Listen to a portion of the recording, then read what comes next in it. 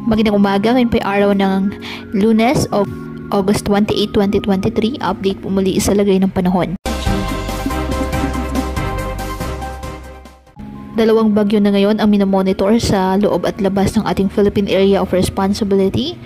Ang bagyong Gureng at ang na nasa loob ng ating PAR at ang isa pang bagyo na nasa labas naman ng ating Area of Responsibility.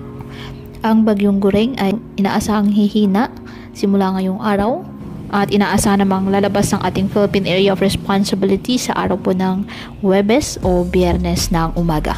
Samantala, nakataas pa rin ang tropical cyclone wind signal sa iba't ibang bahagi ng bansa dahil pa rin po sa nasabing bagyo.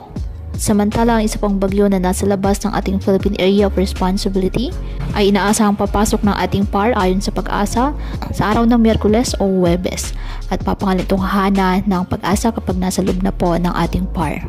Ang nasabing bagyo ay posibleng umabot ang lakas nito sa typhoon category. Kaya patuloy po na mag-antabay ng iba pa nating weather updates at sa updates po ng Pag-asa hinggil po sa lagay ng panahon, gayong meron tayong binabantayang bagyo sa loob at labas ng ating Area of Responsibility.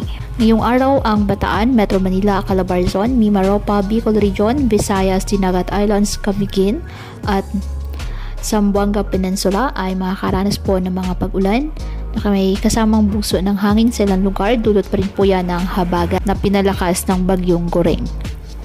Kaya pinapayuhan ng ating mga kababayan na may maingat at maging alerto po sa mga posibleng pagbaha at pagguho ng lupa at ugaliin na magdala palagi ng payong o kahit anumang panangga sa ulan sa tuwing lalabas ng ating mga tahanan. At yan po muna ang update sa lagay ng panahon ngayong araw. Muli patuloy po tayo na mag-ingat at palaging tandaan, God loves you. Stay safe and God bless.